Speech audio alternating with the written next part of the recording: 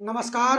आप देख रहे हैं न्यूज़ इंडिया 22। मैं हूं रविंद्र कुमार और हम सभी दर्शकों को ये बताना चाहते हैं कि आज की जो हमारी ये वीडियो है, जो आज हम आपको खबर दिखा रहे हैं, बता रहे हैं, हम किसी की भावनाओं को आहत नहीं पहुंचाना चाहते। हमारा सबसे पहला यही उद्देश्य है कि हमारी वीडियो से कोई परेशान ना हो, किसी की जो भावना है वो आहत ना हो। आज का जो हमारा मुद्दा है वो मुद्दा है हाथरस का। जैसा कि आप लोग जानते हैं, आपको विदित है कि 2 रोज़ 3 रोज़ पहले यानी 2 जुलाई को हाथरस में एक सत्संग के अंदर लगभग, जैसा कि सूत्रों से पता चल रहा है, 121-122 लोगों की यहाँ मृत्यु हुई है।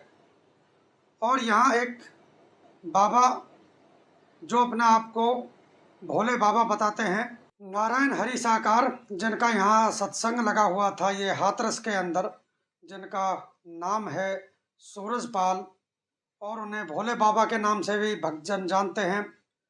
और ये सूरजपाल जी पहले पुलिस के अंदर नौकरी करते थे। इन्होंने बाद में नौकरी को छोड़कर ये साधु संतों के काम में आ गए और इन्होंने अपनी एक टोली बना ली, अपना एक सत्संग बना लिया, लोगों को प्रवचन देने लगे।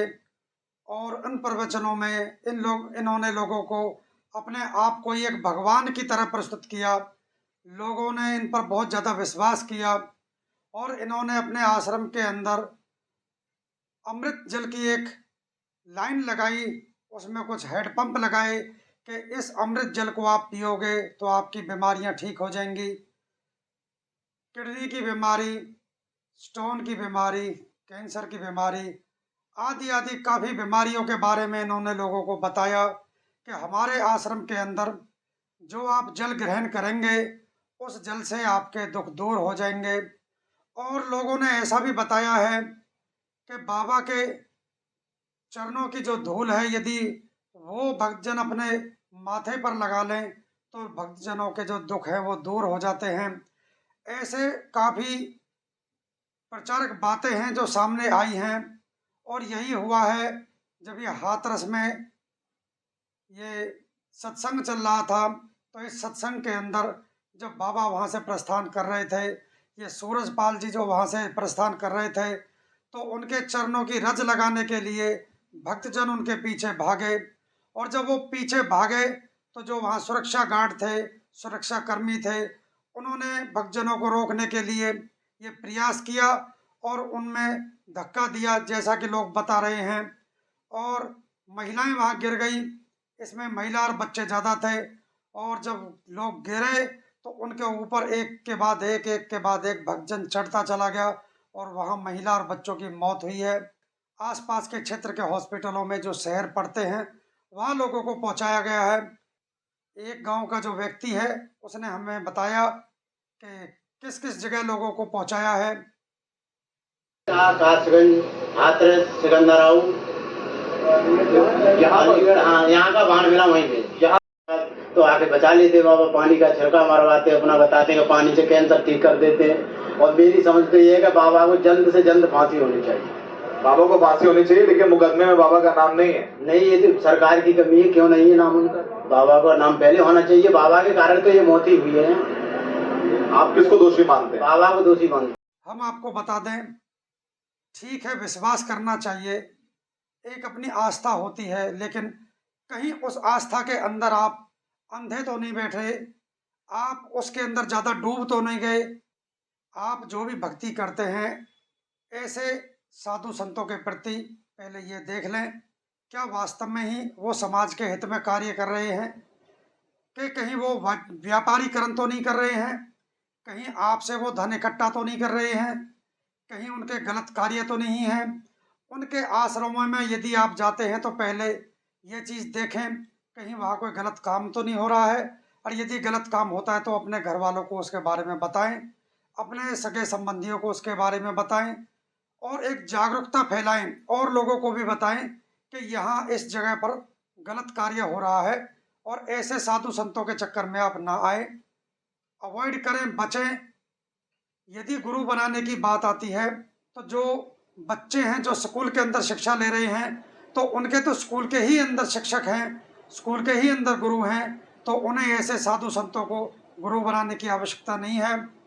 और जो पारिवारिक लोग हैं, जो ये चाहते हैं कि भाई हम किसी को गुरु बनाएं, तो अपने समाज में पढ़े लिखे लोगों में किसी को भी गुरु बना सकते हैं, अपने परिवार से किसी को भी गुरु बना सकते हैं। और सबसे बड़े गुरु तो माँ बाप हैं, जो कभी भी अपने बच्चों को गलत शिक्षा नहीं देते।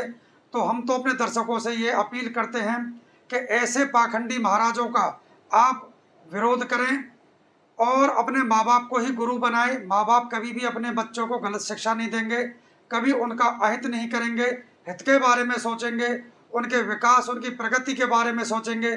लेकिन ऐसे साधु संत आपका यूज़ करते हैं, आपसे धन लेते हैं और केवल अपना ही विकास करते हैं। उन्हें आपके विकास से और आपकी वृद्धि से और आपके एक समाज में नाम कमाने से उन्हें कोई मतलब नहीं है।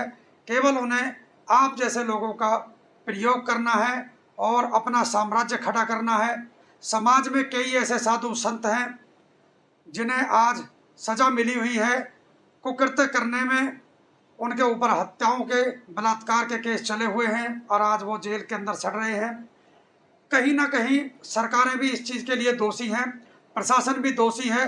जहां ऐसे साधु संत अपना सत्संग लगाते हैं, वहां पहले जांच पड़ताल की जाए कि सुरक्षा दृष्टि कितनी सही है, वहां कितने सुरक्षा के नियम इन्होंने फॉलो कर रखे हैं, क्या अग्निशमन यंत्र उनके सब पास हैं, बैठने की कितनी व्यवस्था है, कितने उनके पास गेट हैं, यदि इमरजेंसी में कोई आपातकालीन कोई दुर्घटना घट जाती है।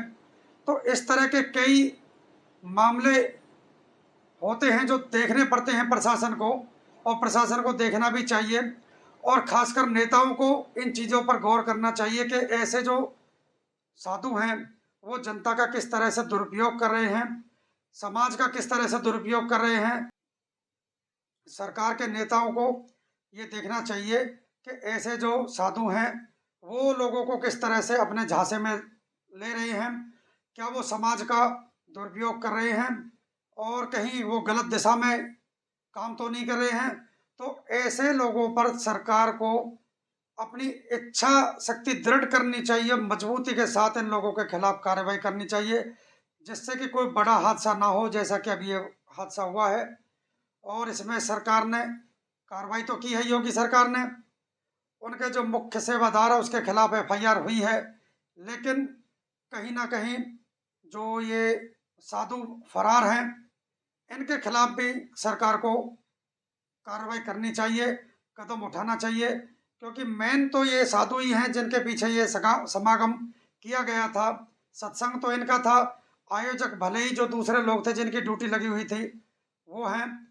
कानून को अपना इसमें काम मजबूती के साथ करना चाहिए, वोटों की राजनीति इसमें बिल्कुल नहीं करनी चाहिए, और जो इसमें दोषी हैं उन्हें बिल्कुल सख्त से सख्त सजा मिले। हम अपने दर्शकों से फिर अपील करते हैं कि ऐसे साधु संतों के बहकावे में बिल्कुल ना आए। समाज में अच्छे लोगों को, जो आपके परिवार में हैं, आपके रिश्तेदारी में हैं, ऐसे लोगों को भी आप गुरु बना सकते हैं, क्योंकि गुरु से ज्ञान ही तो अर्जित करना है, और ज्ञान आप समाज में बड़े बुजुर्गों से अर्जित कर सकते हैं, घर वालों से भी अर्जित कर सकते हैं। तो ऐसे पर पाखंडी लोगों के बहकावे में, ऐसे जाल में फंसने की आवश्यकता नहीं है आपको। दोबारा फिर कह रहे हैं इन बातों को कि आप ऐसी बातों पर ध्यान करें कि कहीं ये साधु संत और ऐसे जो आश्रम जगह जगह खुले हुए हैं वो कहीं बहन बेटियों के साथ शोषण तो नहीं कर रहे हैं, जो समाज के लोग वहाँ सेवा कर रहे हैं उनके साथ शोषण तो नहीं कर रहे हैं। क्योंकि कई बार देखा जाता है कि जो लोग ऐसे आश्रमों में चले जाते हैं वो उनके चंगुल से बाहर आते ही नहीं हैं। तो इसलिए आप लोग जागरूक बने, लोगों को भी जागरूक करें और ऐसे साधु संतों के बहकावे में ना आए। पूजा पाठ करें, अपने घर में करें। भगवान सबके अपने हैं, कोई भगवान को श्री राम को मानता है, सो कोई श्री कृष्ण को मानता है, कोई मस्जिद को मानता है, कोई गुरुद्वारे को मानता है, कोई चर्च को मानता है। तो मानने वाले तो सब अलग अलग हैं, लेकिन ऊपर शक्ति एक ही है जो इस संसार को चला रही है। तो आप अपने घर में ही पूजा पाठ करें, ऐसे लोगों के बहकावे में ना आए, ये हम दोबारा आपसे कहते हैं। और हमारी इस वीडियो को ऊपर कमेंट्स करके ज़रूर बताएं कि खबर आपको कैसी लगी। आप देखते रहिए न्यूज़ इंडिया 22। मैं हूं रविंद्र कुमार। नमस्कार, धन्यवाद।